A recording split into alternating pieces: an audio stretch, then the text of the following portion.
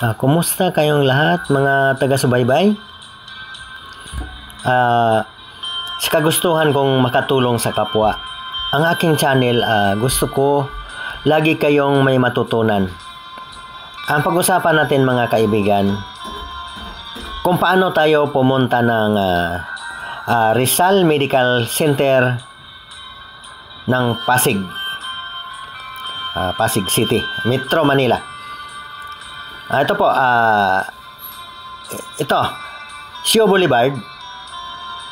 Ibig sabihin, Sio Boulevard, kilalang kilala po yan. Kung galing ka mang norte, kami galing kaming south. Ibig sabihin, sumakay kami ng van. Kasi alam nyo na, wala nang diretsong bus ngayon ng Cubao. Galing kaming south ha. Ibig sabihin, bumaba kami ng Greenfield. Yung sinasabing Greenfields, ano po yan, parang compound yan, business center yan, malaki yan. Kaya hindi po kayo maliligaw dyan. Pupunta ko po kami ng Rizal Medical Center, RMC, sa madalit sabi. Yan po ang pampublikong hospital ng Pasig. At yan po, kamakailan lang pinunduhan po ng ating Pangulo yan para po maserbisyuhan ang mga masa. Pangmasa po yung hospital. Ibig sabihin na yan, pangmasa, public. Oo. Kaya lang po, nakakalungkot po ngayon kung minsan ang ibang mga public parang umiiwas na po sa mga taong walang kakayanan na magbayad doon sa mga mahal na hospital. Kaya po nananawagan po ako na sana kung sinasabi na public, magserbisyo kayo sa publiko. Dito na po kami sa RMC, Rizal Medical Center ng Pasig. Ayan, malapit lang po yan sa Pasig Palengke. Sio Boulevard, ibig sabihin, hindi talaga maliligaw dyan. Hindi ito, overpass po ito eh.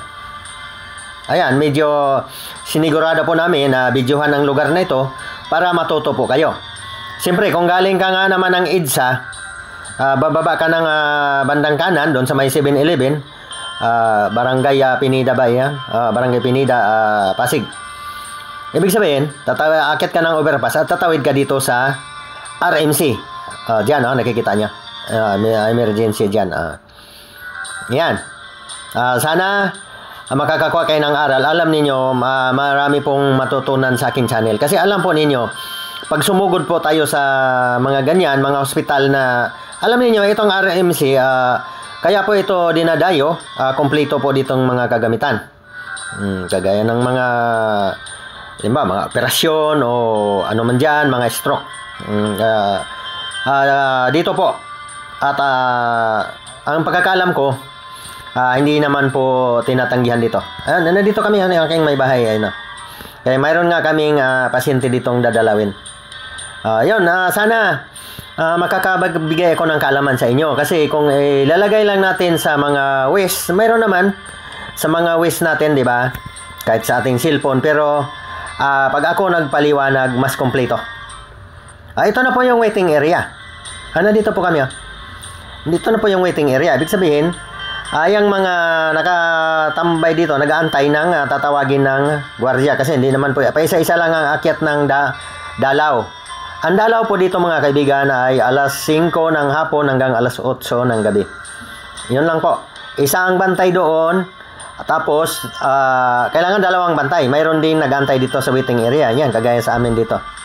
Tapos, mag-antay na lang kung may dalaw. Antay kayo ng alas 5. Yun po.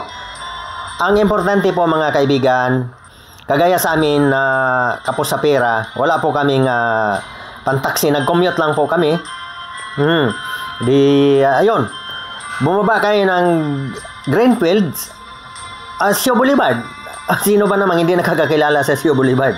Yan, nandyan na po yung, kung kayo mag-commute, may nakapila na pong jeep dyan, natatawid yan, galing Quiapo. Gusto nyo yung nakapila, mayroon din po dyan sa may Greenfield. Kung kayo may sasakyan, Sio Boulevard po.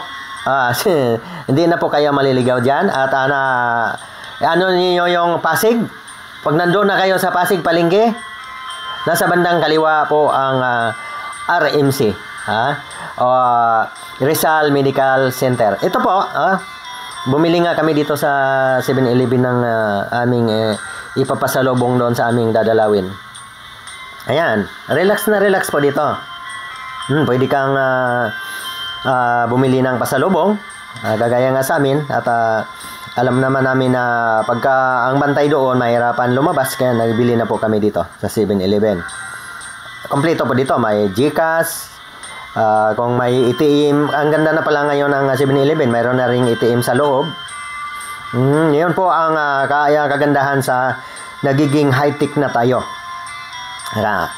Ang kulang na lang po talaga, ang tawag nito, kung paano tayo maahon sa kahirapan. Alam niyo, ang ating pamahalaan na hindi naman nagkulang sa mga pamamaraan kung paano matulungan ng mga mahirap. Kagaya nitong Rizal Medical Center.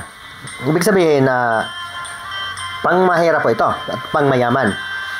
Kasi kompleto nga ng gamit ito.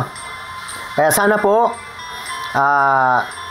tangkilikin po natin ang ating, ibig sabihin, ang ating mga batas. Kagaya niyan, kagaya niyan. Kung tayo po nagbabayad ng tax, dito po ang mga budget, malaki po ang binabudget dito sa mga health. Doon sa mga health. May PhilHealth dito, may malasakit center. Kaya kung may pasyente nga dito, maraming salamat po, Senator Bungo. Ayun po ang mga kaibigan, huwag po nating kalilimutan sa pagdating ng mga pagpili ng ating mga leader. Piliin po natin yung mga nakakatulong sa kapwa na walang pag-iimbot, walang kapalit. Kasi po pag nabiktima po tayo ng mga maling mga leader, mababaliwala po ang ating mga tax. Kagaya sa pag ikaw kasi nagtatrabaho, nagbabayad ka ng tax, dito po mapupunta. Dito sa mga tao na ito, kami, kagaya na may pasyente kami dito. Ibig sabihin, yung mga budget, biro mo, ang babayaran po dito, gamot lang yata. Di ko po masyado sigurado. At ibig sabihin, yun po ang tama na maglingkod sa publiko. Huwag kang tumanggi sa mga pasyente, lalo na sa mga mahirap nga na nagbabayad ng tax. Ngayon po ang pagkaintindi ko. At sana po mabago na po yung mga korupsyon. Ingat po tayo palagi. Tulungan tayo ng Diyos.